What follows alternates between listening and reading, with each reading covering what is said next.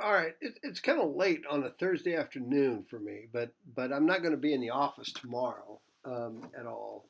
I'm going to come teach my class, and then I got to go take care of a sick grandbaby. Help my wife, help grandma take care of.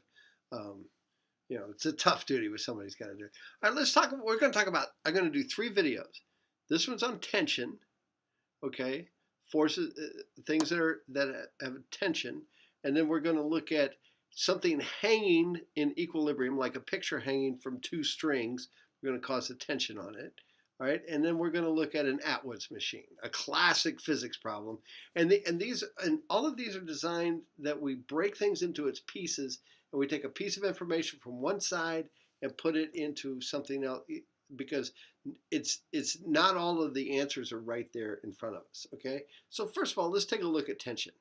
All right, now we always, when we deal with tension, the first thing we'll always say is we deal with a massless and non-stretchy or non-stretchy string or whatever. Okay, because adding the mass and stuff like that causes issues.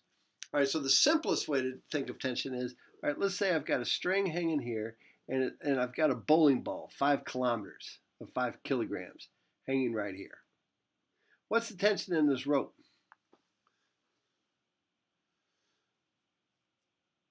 Well, here's the deal. All right, this is hanging on Earth, so I've got I've got a force going this way. Okay, and then because this bowling ball is pulling on this thing with a force of mg, guess what?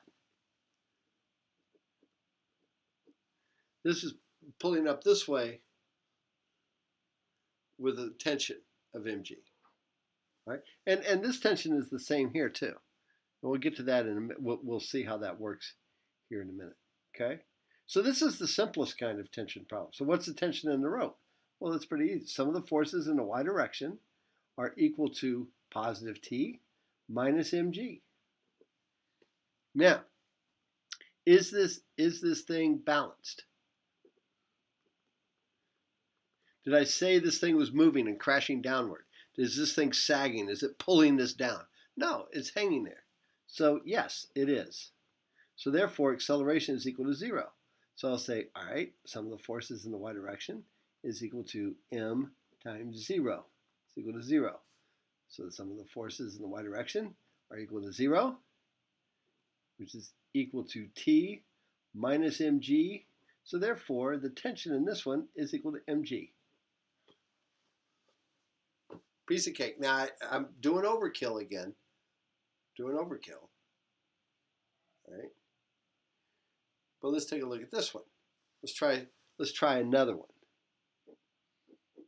I've got 2 blocks sliding on a frictionless surface. They're being pulled along. Okay? And here's the rope. This is a classic physics problem. So this is problem number 2. Let's say this is a 3-kilogram block. I know I didn't finish. Well, m is 5 times 9.8. And I should have finished because that's almost 50. What is 5 times 9.8? It's late, but 5 times 9.8 is equal to 49. And that's in newtons. Tension is in newtons. There we go. All right, and let's say this is an 8-kilogram block. And it's being pulled with a force of, let's say 30 newtons. I like kind of keeping the numbers small. All right. Now, nothing stretching. There's no slinky stuff going on in here, with a spring or anything like that in the tension in the rope. So what I want to do is, and this is frictionless, so there's no force going this way. I could have said there's a kinetic frictional force of 5 newtons going the other way. Oh, let's add that 5. Let's add that. Okay, so let's say there is friction, the kinetic frictional force, because we're going to deal with friction. So let's stop dealing. Let's do it right now. Friction's going that way. All right. First of all, this whole thing, here's the key to this. This whole thing is accelerating in this direction. Okay? We're assuming it's accelerating in that direction. All right? So, the sum of the forces in the x direction are equal to f of k. So I'm going to go ahead and say, since f of k is going this way, I'm going to put the minus sign in front of it so I know which direction it's going. And we'll solve for the magnitude of f of k. Oh, let's put f of k, let's give it a magnitude of 8 newtons. Okay, so let's make this minus 8 newtons. Now the tension acts funny. Okay, all right, since this block is pulling on this block is going, I don't want to go that way. So third law. Well, this block is also pulling on this one, so third law this way. So I've got a plus tension force minus tension plus 30 newtons. There's the sum of my forces. Well, that's weird. That comes out to be minus 8 plus t minus t is plus 0. Those guys cancel. Plus 30 newtons is equal to 22 newtons. Okay, that's good. Now, but this is also equal to ma, mass times acceleration. The unbalanced force equals mass times acceleration. So I want to find the acceleration. So the mass times the acceleration is, here's the key. Ma is equal to 22 newtons. What mass am I talking about? The entire system. Mass is equal to m1, this would be m1, and this is m2. This mass is equal to m1 plus m2. Put that in parentheses, times a is equal to 22. Oh, I had no idea this was going to work out the way it did.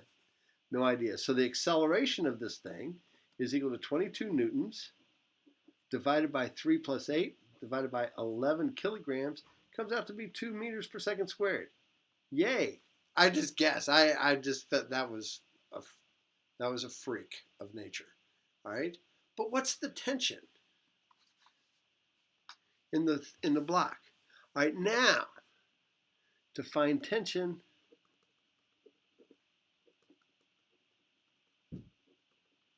break it down into 2 pieces. And then pick a piece. Then pick one. And it turns out to not be that hard. I want to take the first block. Okay? I'm just going to look at the first block. Block 1. Or, okay. Block 1 is the second one. The M1 I said was the 3 kilogram block. Okay? So here's M1.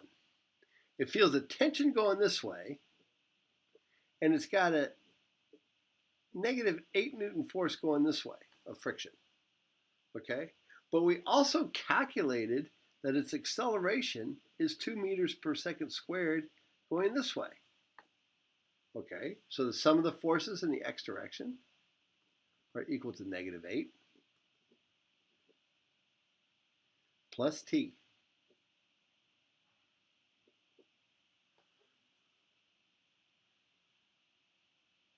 That does not equal 22. I don't know what it equals. I do know this, that negative 8 plus t is equal to 3 kilograms times 2 meters per second.